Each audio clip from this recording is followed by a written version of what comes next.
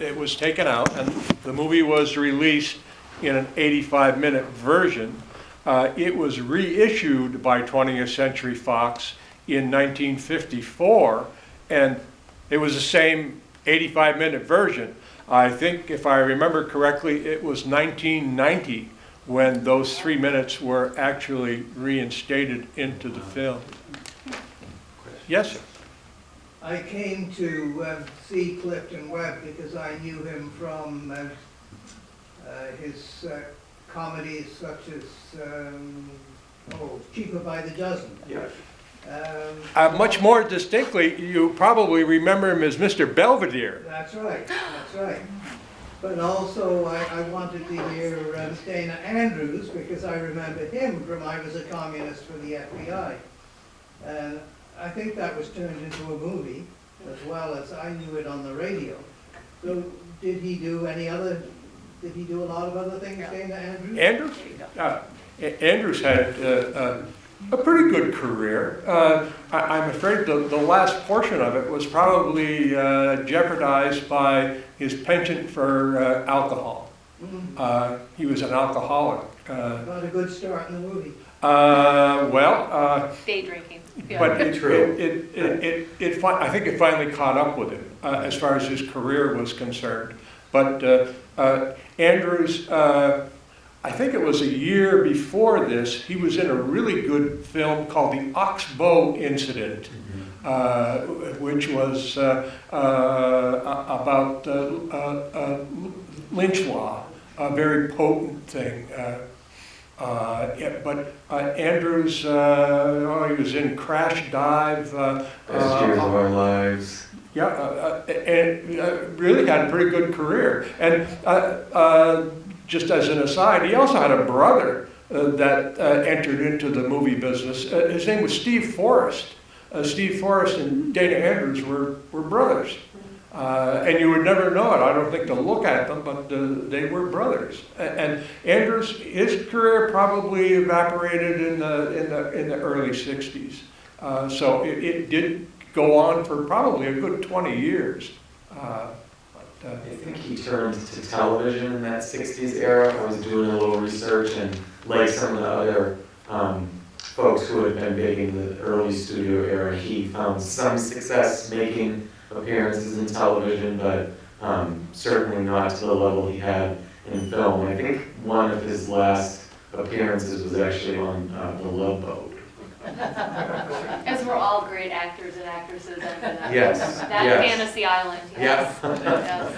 Well, it is kind of funny about what some of the actors ended up doing. And two of the main actors in this film actually played characters on the Batman TV series that starred Adam West.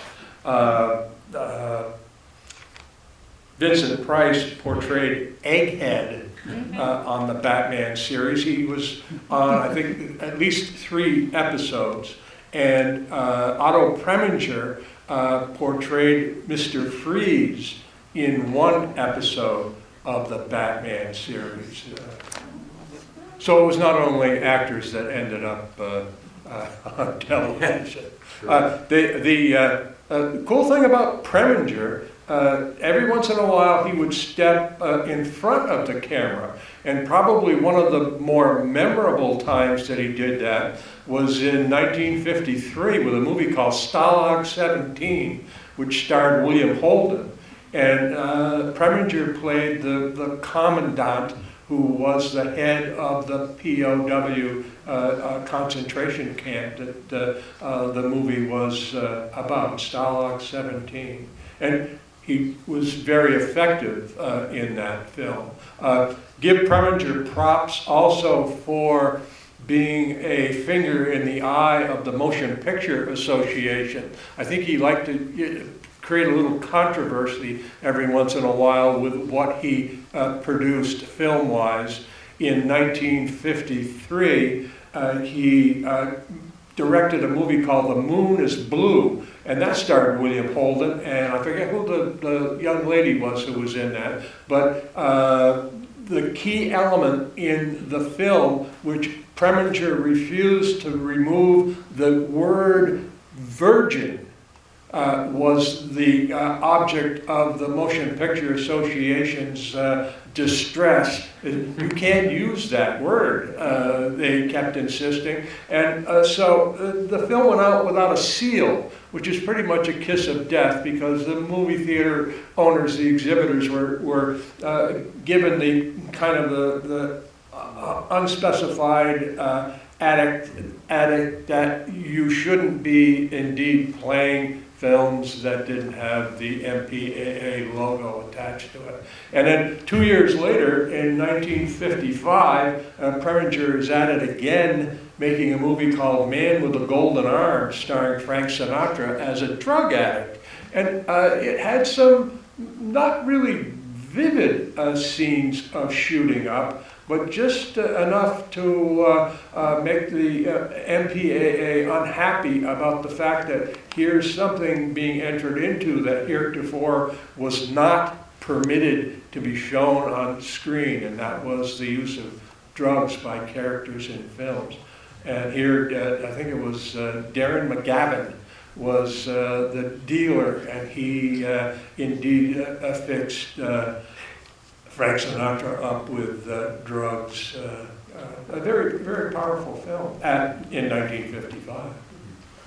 Was that the one that had his horse's head appearing in bed? I'm sorry, I didn't hear you. The horse Something head. about a horse head in The the horse bed. head in the bed. Oh, no, I no, that's The don't think so, Godfather. yeah. Yeah. That was the guy. No, Man with a Golden Arm is 55. You're talking about Early 70s. yeah, the early 70s. I'm just curious of, and again, I liked this movie. I thought it was very entertaining. How many of you like knew it was Wallow as the murderer? I thought it was everybody, every character on there could have been the murderer. Like every time I kept thinking it was somebody else. I was like, was it just me who thought that? You guys all knew who the murderer was? Okay. No, and I remember the first time I watched it, I was very suspicious of the aunt, but Yeah. Or the I- maid. or the maid. The A lot of maid, I people thought do the maid think too. The maid, but I kind of waffle back and forth. And one thing, just to highlight another sort of good element of the movie, I think, and it perplexes me that it wasn't one of the Oscar nominations, was the score. Yes. Because David Raxon, who did the score, which is one of the very famous ones of that era, had quite an array of filmography up until the 70s, I believe. And once you start hearing that when they play the record, and then it's all over the film throughout, in the restaurant and when they're down the street and such, I got suspicious at that point. I remember the first time I watched it, of Shelby, the Vincent Price character, so I think it's hard not to get suspicious of many of them. Right. Just a sign of a good story. You're never quite sure who the end is, and I still wonder at the end. I'm like, was it really? Or just was he crazy? I don't know. So. Any other questions, folks? Thank you very much. Anything else you'd like to add here? No, Love thank it. you for having us. Looking forward to the next two movies in the series. Certainly appreciate you coming tonight, and also sticking around to hear us talk about it. The next film, again, as I said earlier, Witness for the Prosecution in December, and in January, Vertigo. Sophisticated suspense. Thanks.